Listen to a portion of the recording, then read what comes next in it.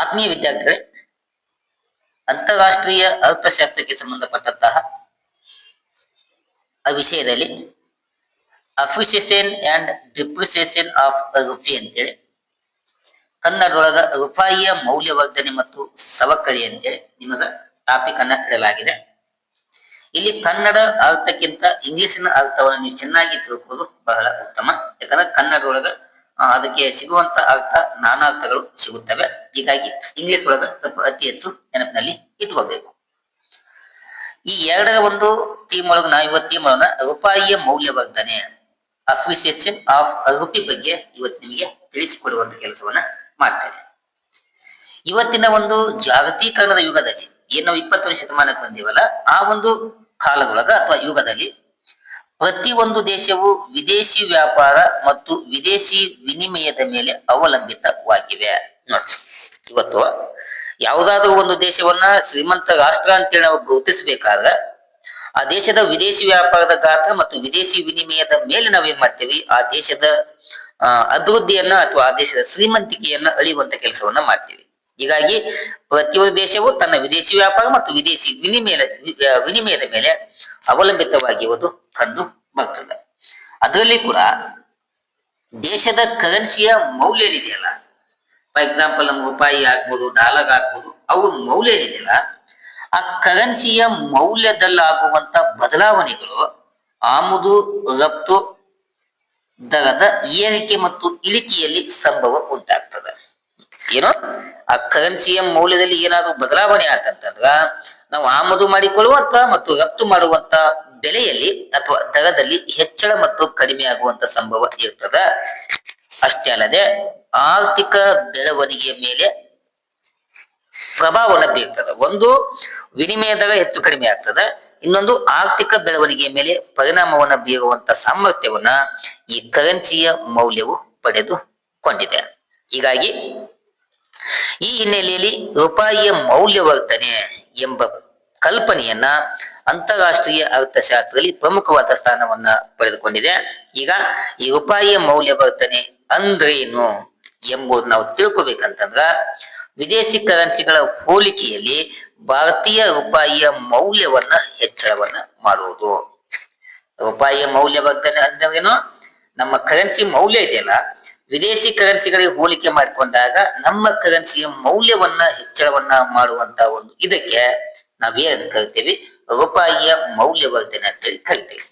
ನಿಮಗಿಲ್ಲಿ ಈ ಮೀನಿಂಗು ಅರ್ಥ ಆಗ್ಲಿಕ್ಕಂದ್ರ next slide ಒಳಗ ಅದಕ್ಕೆ ಸಂಬಂಧಪಟ್ಟಂತ ಒಂದು ಉದಾಹರಣೆ ಐತಿ. ಆ ಉದಾಹರಣೆಯಲ್ಲಿ ಈ ವಿದೇಶಿ ಮೌಲ್ಯವನ್ನ ಅಥವಾ ರೂಪಾಯಿ ಮೌಲ್ಯವನ್ನ ಹೆಚ್ಚಳ ಮಾಡುವುದು ಅಂದ್ರೇನು ಅಥವಾ ಮೌಲ್ಯವರ್ಧನೆ ಅಂದ್ರೇನು ಎಂಬುದು ನಿಮಗೆ ಸಂಪೂರ್ಣವಾಗಿ ಈ ನೆಕ್ಸ್ಟ್ ಸ್ಲೈಡ್ ಒಳಗೆ ಗೊತ್ತಾಗ್ತದ. ಇಲ್ಲಿ ನೋಡಿ, ಇಲ್ಲಿ ಸಂಪೂರ್ಣವಾಗಿ ಗೊತ್ತಾಗ್ತದ.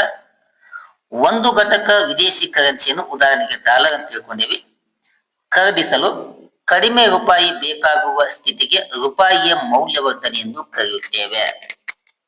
ಉದಾಹರಣೆಗೆ ಭಾರತ ಮತ್ತು ಅಮೆರಿಕ ಏನಾಗಿದೆ, ವ್ಯಾಪಾರದಲ್ಲಿ ತೊಡಗಿದೆ ಅಂತ ಹೇಳಿ ನಾವು ತಿಳ್ಕೋಣ. ಈಗ ಒಂದು ಘಟಕದ ವಿದೇಶಿ ಕರೆನ್ಸಿ, ಫಾರ್ ಎಕ್ಸಾಂಪಲ್ ಡಾಲರ್ ಅಂತ ತಿಳ್ಕೋಣ. ಆ ಡಾಲರ್ ಅನ್ನ ಖರೀದಿಸಲು ನಮಗೆ ಕಡಿಮೆ ಪ್ರಮಾಣದಲ್ಲಿ ರೂಪಾಯಿ ಬೇಕಾಗುವಂತ ಒಂದು ಸ್ಥಿತಿಗೆ ನಾವು ಮೌಲ್ಯವರ್ಧನೆ ಅಂತ ಕರಿತೀವಿ, ಅಂದ್ರ ರೂಪಾಯಿಯ ಮೌಲ್ಯವರ್ಧನೆ ಅಂತ ಕರಿತೀವಿ. ಇಲ್ಲಿ ಉದಾಹರಣೆ ಐತಿ ನೋಡ್ರಿ. ಉದಾಹರಣೆ, ಮೊದಲು $1ಗೆ 83 ರೂಪಾಯಿ ಇತ್ತು. ಮೊದಲು ಎಷ್ಟಿತ್ರಿ, $1ಗೆ ನಾವು 83 ರೂಪಾಯಿ ಅಮೌಂಟ್ ಅನ್ನ ಪೇ ಮಾಡ್ಬೇಕಿತ್ತು. ನಂತರ $1ಗೆ 80 ರೂಪಾಯಿ ಏನ್ ಮಾಡ್ಬೇಕು, ಮೌಲ್ಯವನ್ನ ಅಥವಾ ರೂಪಾಯಿಯನ್ನ ಕೊಡಬೇಕಾಗ್ತದೆ. ಇಲ್ಲಿ ಭಾರತಕ್ಕೆ ಲಾಭ ಆಗಿದ್ದು 3 ರೂಪಾಯಿ ಲಾಭ ಆಯ್ತು. ಇದಕ್ಕೆ ನಾವು ಮೌಲ್ಯ ಹೆಚ್ಚಳ ಅಂತ ಕರಿತೀವಿ. ಏನೋ ರೂಪಾಯಿಯ ಮೌಲ್ಯ ಹೆಚ್ಚಳ ಅಂತಂದ್ರ ನೀವು 83ರಿಂದ 87 ತಿಳ್ಕೊಳಕ್ ಹೋಗ್ಬೇಡ್ರಿ, ಇದು ತಪ್ಪಾಗ್ತದ. ನಮ್ಮ ಇಲ್ಲಿ ಕರೆನ್ಸಿಗೆ ಸಂಬಂಧಪಟ್ಟಂತೆ ರೂಪಾಯಿಯ ಮೌಲ್ಯ ಹೆಚ್ಚಳ ಅಂತಂದ್ರ ಇಲ್ಲಿ 83 ಐತಲ್ಲ, 80 ಕಾತಂದ್ರ 70 ಕಾತಂದ್ರ ಇದಕ್ಕೆ ನಾವು ರೂಪಾಯಿಯ ಮೌಲ್ಯವರ್ಧನೆ ಅಥವಾ ರೂಪಾಯಿಯ ಮೌಲ್ಯ ಹೆಚ್ಚಳ ಅಂತ ನಾವು ಅರ್ಥಶಾಸ್ತ್ರದೊಳಗ ಕರೆಯುವಂತ ಕೆಲಸವನ್ನ ಮಾಡ್ತೇವೆ. ಹೀಗೆ ರೂಪಾಯಿಯ ಮೌಲ್ಯವರ್ಧನೆ ಮತ್ತು ಅದರ ಒಂದು ಮೌಲ್ಯ ಹೆಚ್ಚಳವಾತಂತಂದ್ರ ಲಾಭ ಭಾರತಕ್ಕೆ ಲಾಭ ಆಗ್ತದ. ಮೊದಲಿಗೆ $1 ಅನ್ನ ಖರೀದಿಸಲು 83 ಬೇಕಾಗಿತ್ತು, ಈಗ ಮೌಲ್ಯ ಹೆಚ್ಚಳ ಆಯ್ತಲ್ಲ, ರೂಪಾಯಿಯ ಮೌಲ್ಯವರ್ಧನೆ ಆಯ್ತಲ್ಲ, ಈಗ ಅದೇ $1 ಅನ್ನ ಖರೀದಿ ಮಾಡಲು ನಮಗೆ 80 ರೂಪಾಯಿ ಸಾಕಾಗ್ತದ.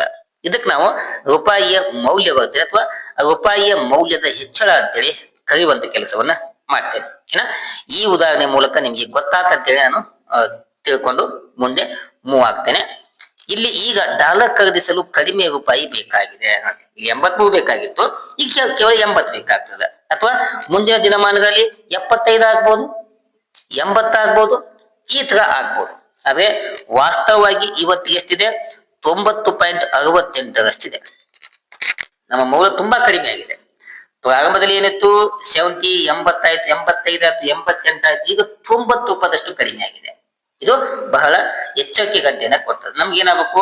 ಅದರ ಮೌಲ್ಯ ಹೆಚ್ಚಿಗೆ ಆಗಬೇಕು. ಅಂದ್ರೆ 90 ಆಗುವ ಬದಲಿ 84, 85 ಭಾರತಕ್ಕೆ ಲಾಭ ಆಗ್ತದೆ. ಏನ ಕಡಿಮೆ ರೂಪಾಯಿ ಬೇಕಾಗಿದೆ, ಆದ್ದರಿಂದ ರೂಪಾಯಿಯ ಮೌಲ್ಯವರ್ಧನೆ ಗೊಂಡಿದೆ ಎಂಬ ಅರ್ಥವನ್ನ ಕೊಡ್ತದೆ. ಈ ತರ ಸನ್ನಿವೇಶ ಇತ್ತಂತಂದ್ರ ಅದಕ್ಕೆ ನಾವೇನ್ ಕರಿತೇವೆ? ರೂಪಾಯಿಯ ಮೌಲ್ಯವರ್ಧನೆ ಅಂತೇಳಿ ಕರಿತೇವೆ. ಇಷ್ಟು ಅರ್ಥವನ್ನ ವಿದ್ಯಾರ್ಥಿಗಳು ಸ್ಪಷ್ಟವಾಗಿ ತಿಳ್ಕೊಂಡ್ರ ಮುಂದೆ ರೂಪಾಯಿಯ ಮೌಲ್ಯವರ್ಧನೆಯ ಪರಿಣಾಮಗಳು ಬರ್ತಾವ. ಆ ಪರಿಣಾಮಗಳು ನಿಮಗೆ ಸ್ಪಷ್ಟವಾಗಿ ಗೊತ್ತಾಗ್ತಾವ. ಓಕೆನಾ? ಬನ್ನಿ ಆ ರೂಪಾಯಿಯ ಮೌಲ್ಯವರ್ಧನೆಯ ಪರಿಣಾಮಗಳನ್ನ ಚರ್ಚಿಸೋಣ. ಇವು ತುಂಬಾ ಈಜಿ ಅದಾವ. ರೂಪಾಯಿಯ ಮೌಲ್ಯವರ್ಧನೆ ಪರಿಣಾಮಗಳಂತಂದ್ರ ಒಂದು, ಆಮದು ವಸ್ತುಗಳ ಅಗ್ಗವಾಗುತ್ತವೆ. ಅಂದ್ರ ನಮ್ಮ ರೂಪಾಯಿ ಮೌಲ್ಯ ವರ್ಧನೆಗೊಂಡಾಗ ವಿದೇಶಿ ಕರೆನ್ಸಿ ಅಗ್ಗವಾಗೋದ್ರಿಂದ ಅದರ ಪರಿಣಾಮವಾಗಿ ನಾವು ಏನ್ ಮಾಡ್ಬೋದು? ಹೆಚ್ಚಿನ ಪ್ರಮಾಣದಲ್ಲಿ ಪೆಟ್ರೋಲಿಯಂ, ಯಂತ್ರೋಪಕರಣ ಮತ್ತು ಕಚ್ಚಾ ವಸ್ತುವನ್ನ ಆಮದು ವಸ್ತುಗಳ ಬೆಲೆ ಏನಾಗ್ತಾವ? ಕಡಿಮೆ ಆಗ್ತಾವ. ಸೆಕೆಂಡ್ ಒನ್, ರಫ್ತು ವಸ್ತುಗಳು ಏನಾಗ್ಬೋದು? ದುಬಾರಿ ಆಗುತ್ತವೆ. ಅಂದ್ರೆ ರೂಪಾಯಿ ಬಲವಾಗಿರುವುದರಿಂದ, ನಮ್ಮ ಮೌಲ್ಯ ಹೆಚ್ಚಳವಾಗಿರುವುದರಿಂದ ಭಾರತೀಯ ವಸ್ತುಗಳನ್ನ ವಿದೇಶಕ್ಕೆ ಕಳಿಸ್ತೇವಲ್ಲ, ಅವಾಗ ನಮ್ಮ ವಸ್ತು ಏನಾಗ್ತಾವ? ವಿದೇಶಕ್ಕೆ ದುಬಾರಿ ಆಗುವುದರಿಂದ ರಫ್ತು ಪ್ರಮಾಣ ಕಡಿಮೆ ಆಗುವಂತ ಸಾಧ್ಯತೆ ಇರ್ತದೆ.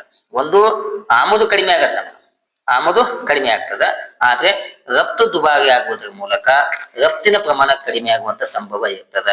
ಇದು ಉಂಟಾಗುವಂತ ಎರಡನೆಯ ಪರಿಣಾಮ. ಥರ್ಡ್ ಒನ್ ಯಾವುದು? ವಿದೇಶಿ ವಿನಿಮಯ ವೆಚ್ಚ ಕಡಿಮೆ ಆಗ್ತದ.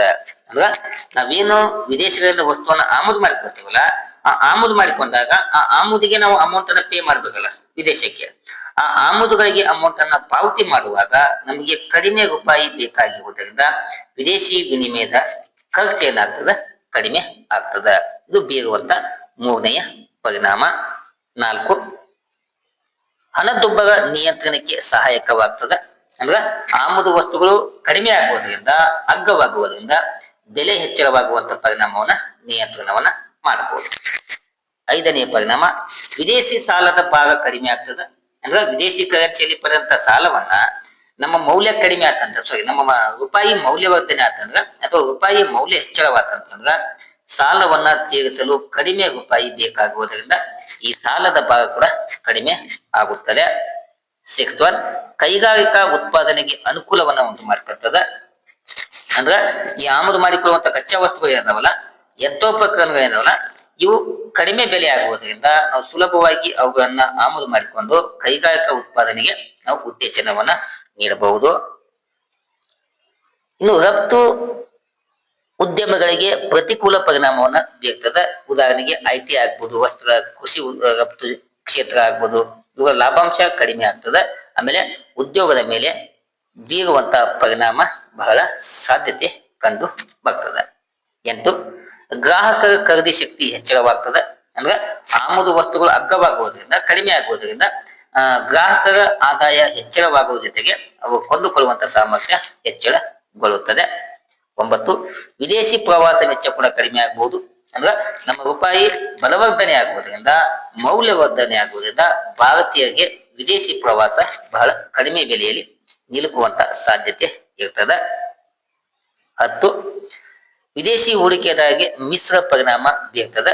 ಅಂದ್ರ ರೂಪಾಯಿ ಏನಾದ್ರು ಕೆಲವೊಮ್ಮೆ ಬಲವಾದ ರೂಪಾಯಿ ಆತಂತಂದ್ರ ವಿದೇಶಿ ಹೂಡಿಕೆದಾರರಿಗೆ ಲಾಭವನ್ನ ನೀಡಿದ್ರೆ, ಇನ್ನು ರಫ್ತು ಆಧಾರಿತ ವಲಯಗಳಿರ್ತಾವಲ್ಲ, ಅವು ಲಾಭಗಳ ಇಳಿಕೆಯಿಂದ ಹೂಡಿಕೆಯ ಆಸಕ್ತಿ ಕಡಿಮೆ ಆಗುವಂತ ಸಾಧ್ಯತೆ ಇರ್ತದೆ. ಇಲ್ಲಿ ಕೆಲವೊಂದ್ ಟೈಮ್ ಲಾಭ ಆಗತಿ, ಕೆಲವೊಂದ್ ಟೈಮ್ ನಷ್ಟವಾಗುವಂತ ಸಂಭವ ಇರ್ತದೆ.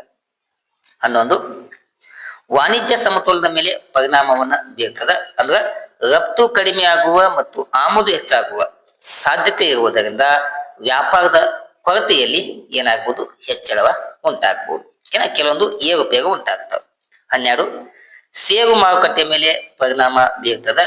ಅಂದ್ರೆ ಆಮದು ಆಧಾರಿತ ಕಂಪನಿಗಳಿರ್ತಾವಲ್ಲ, ಆ ಕಂಪನಿಗಳ ಷೇರಿನ ಬೆಲೆಗಳು ಹೆಚ್ಚಳವಾಗಬಹುದು. ಆದರೆ ರಫ್ತು ಕಂಪನಿಗಳ ಷೇರು ಬೆಲೆಗಳಿಗೆ ಪ್ರತಿಕೂಲವಾದಂತಹ ಪರಿಣಾಮವನ್ನ ಉಂಟು ಆಗುವಂತ ಸನ್ನಿವೇಶ ಇರ್ತದೆ. ಇದು ಉಂಟಾಗುವಂತ 12ನೆಯ ಪರಿಣಾಮ ಆಗಿದೆ. ನೆಕ್ಸ್ಟ್ ಒನ್ 13 ಸರ್ಕಾರದ ಹಣಕಾಸು ನೀತಿಗೆ ಪರಿಣಾಮವನ್ನ ಬೀರುತ್ತದೆ. ಅಂದ್ರೆ ಹಣದುಬ್ಬರ, ಇದು ಹಣದುಬ್ಬರ ಅಂತ ಆಗ್ತಿತ್ತು. ಹಣದುಬ್ಬರ ನಿಯಂತ್ರಣದಲ್ಲಿದ್ರೆ ಬಡ್ಡಿ ದರ ಕಡಿತಕ್ಕೆ ಅವಕಾಶ ಸೃಷ್ಟಿಯನ್ನ ಮಾಡಿಕೊಡುವುದರ ಮೂಲಕ ಹಣಕಾಸು ನೀತಿಯನ್ನು ಪರಿಣಾಮಕಾರಿಯಾಗಿ ಚಲಾವಣೆಗೆ ತರಬಹುದು.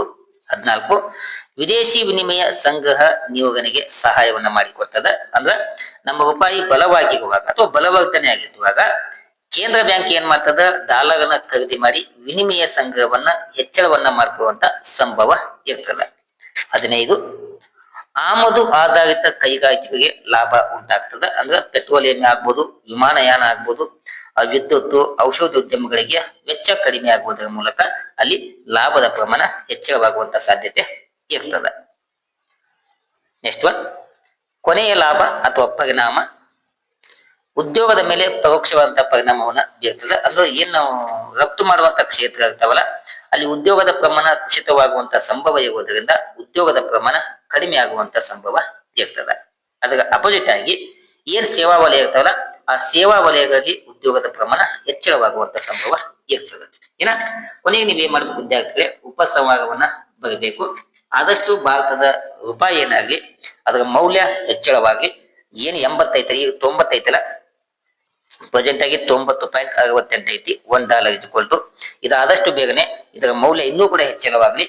ಮೌಲ್ಯ ಹೆಚ್ಚಳ ಅಂತಂದ್ರ ಕಡಿಮೆ ಆಗುವುದು 80ಕ್ಕೆ ಬರ್ಲಿ, 70 ಆಗ್ಲಿ, 60 ಆಗ್ಲಿ, 50 ಆದ್ರ ಇನ್ನೂ ನಾವೇನ್ ಮಾಡ್ಬೋದು, ಈ ರೂಪಾಯಿಯ ಮೌಲ್ಯವರ್ಧನೆಯಿಂದ ಹೆಚ್ಚಿನ ಒಂದು ಲಾಭವನ್ನ ಪಡೆಯುವುದರ ಜೊತೆಗೆ ದೇಶದ ಆರ್ಥಿಕ ಅಭಿವೃದ್ಧಿಯನ್ನ ಉನ್ನತ ಮಟ್ಟಕ್ಕೆ ಒಯ್ಯಬಹುದು ಎಂಬುದನ್ನ ವಿದ್ಯಾರ್ಥಿಗಳಿಗೆ ತಿಳಿಸ್ತಾ ಈ ತರಗತಿಯನ್ನ ಇಲ್ಲಿಗೆ ಮುಗಿಸ್ತೇನೆ.